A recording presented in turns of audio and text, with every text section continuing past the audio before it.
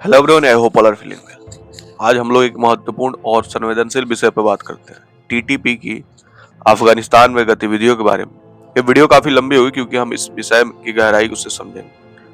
हम इतिहास से शुरू करेंगे, वर्तमान स्थिति पर चर्चा करेंगे, प्रभावों को देखेंगे और अंत में कुछ निष्कर्ष में निकालेंगे। अगर आप जियोपॉलिटिक्स, टेररिज्म और साउथ एशिया की राजनीति में रुचि रखते हैं तो वीडियो आपके लिए। दोस्तों, सबसे पहले समझते हैं कि टीटीपी क्या है। टीटीपी का पूरा नाम है तहरीक-ए-तालिबान पाकिस्तान, जिसे पाकिस्तान तालिबान भी कहा जाता है। यह एक इस्लामी चरमपंथी संगठन है जो 2007 में बना था।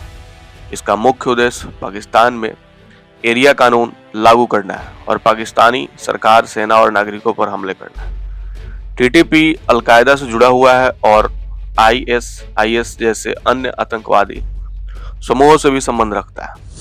लेकिन सवाल यह है कि यह संगठन अफगानिस्तान में सक्रिय कैसे है और क्यों है।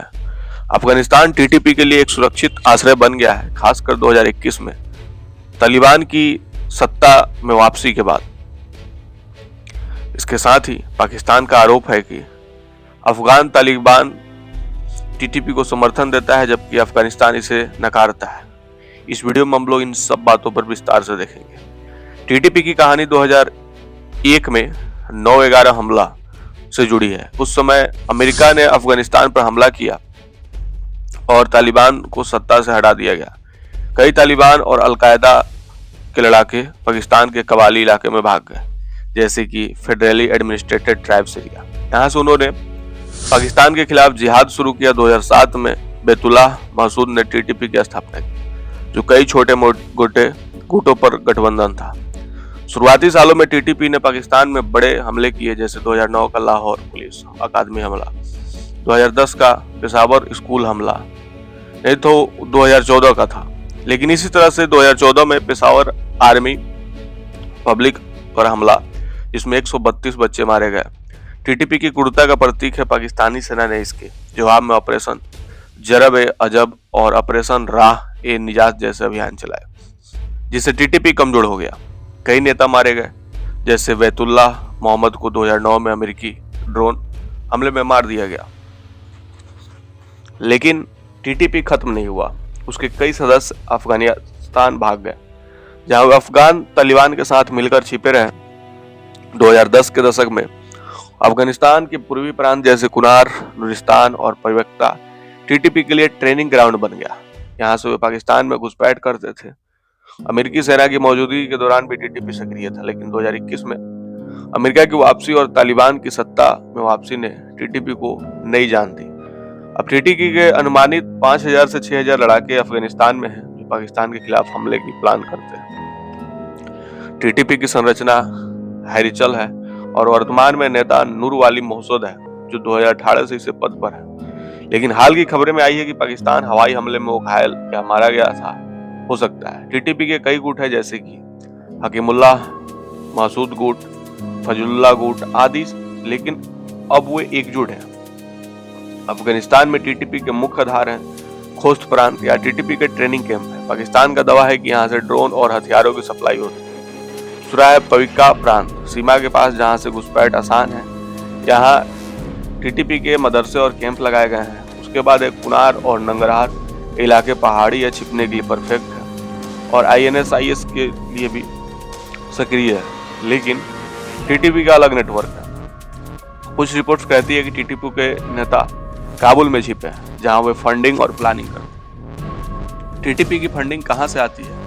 मुख्य रूप से अफगानिस्तान में अफीम की खेती, किडनैपिंग, एक्सटॉर्शन और विदेशी डोनेशन से। पाकिस्तान का आरोप है कि भारत भी टीटीपी को सपोर्ट करता है और रॉ के जरिए, लेकिन यह विवादास्पद है। 2021 में तालिबान की जीत के बाद टीटीपी ने पाकिस्तान में हमलों की बाढ़ ला दी। 2022 में पाकिस्तान में टीटीपी से जुड़े 367 मामले हुए, जिसमें 587 लोग मारे गए। 2023 में यह संख्या बढ़कर 500 से ज्यादा। और अफगानिस्तान से टीटीपी क्या करता है? टीटीपी लड़ाक के दुर्गम रास्तों से पाकिस्तान में घुसते हैं। उदाहरण अगस्त 2025 में जो बजौर में घुसपैठ हुआ था, जहां पाकिस्तानी सेना ने 40 टीटीपी सदस्यों को मार गिराया था। टीटीपी सुसाइड बॉम्बर्स ट्रेन करता है। 2023 में क्वेटा में पुलिस स्टेशन पर हमला, 2024 में पेशावर में मस्जिद ब्लास्ट, और पाकिस्तान ने कई बार अफगानिस्तान में टीटीपी ठिकानों पर एयर स्ट्राइक किया। अक्टूबर 2025 में कोयका पर हमला, जिसे टीटीपी के कई नेता मारे गए। इसके जवाब में टीटीपी ने सीमा पर हमले बढ़ा दिए। टीटीपी सोशल मीडिया पर वीडियो पोस्ट करता है जिसमें वो पाकिस्तानी सेना पर हमलों की फुटेज दिखाता है। अफगानिस्तान से वो रिक्रूटमेंट भी करते हैं। हाल ही घटना है 9 अक्टूबर 2025 को पाकिस्तान ने अफगानिस्तान में हवाई हमले किए जिसमें नूर वाली मसूद घायल हुआ। 11 अक्टूबर को सीमा पर भारी लड़ाई हुई जिसमें दोनों पक्षों के सैनिक मारे गए। अफगान तालिबान ने इसे आक्रामकता कहा जबकि पाकिस्तान ने इसे आत्मरक्षा। यह सबसे दिलचस्प हिस्सा है। अफगान तालिबान और टीटीपी दोनों तालिबान विचारधारा के हैं लेकिन अलग अलग संगठन है। अफगान तालिबान पाकिस्तान से अच्छे संबंध चाहता है लेकिन टीटीपी को पूरी तरह नियंत्रित नहीं कर पा रहा है। कुछ रिपोर्ट्स कहती है कि तालिबान टीटीपी को इस्तेमाल करता है। पाकिस्तान पर दबाव बनाने के लिए दोहा समझौते में तालिबान ने वादा किया था कि वो अफगानिस्तान को आतंकवाद का आधार नहीं बनने देगा, लेकिन यूएन रिपोर्ट्स कहती है कि टीटीपी अभी सक्रिय है। पाकिस्तान ने इसे कई बार तालिबान से कहा कि टीटीपी को सौंप दे, लेकिन कोई फायदा नहीं। अप्रैल 2025 में तालिबान ने कहा कि वो टीटीपी को कंट्रोल करने की कोशिश कर रहे हैं, लेकिन पाकिस्तान को विश्वास नहीं है। इसके साथ ही टीटीपी की गतिविधियां सिर्फ पाकिस्तान और अफगानिस्तान तक ही सीमित नहीं।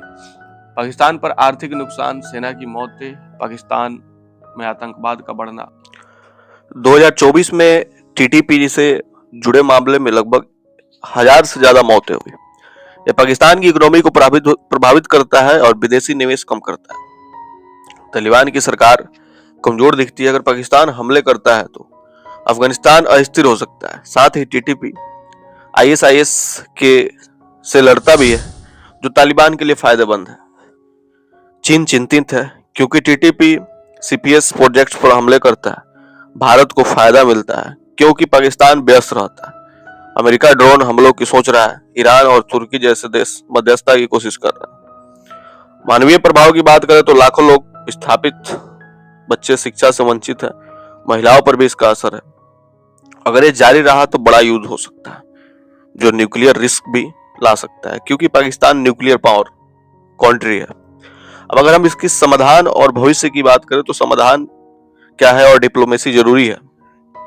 पाकिस्तान और अफगानिस्तान को बात करनी चाहिए। अंतर्राष्ट्रीय समुदाय जैसे यूएन और चीन मदद कर सकते हैं। टीटीपी को डी रेडिकलाइजेशन प्रोग्राम्स को से रोकना चाहिए, लेकिन चुनौतियां है कि ट्रस्ट की कमी, फंडिंग जारी। भविष्य में अगर तालिबान टीटीपी को कंट्रोल करता है तो शांति हो सकती है, वरना तनाव बढ़ेगा।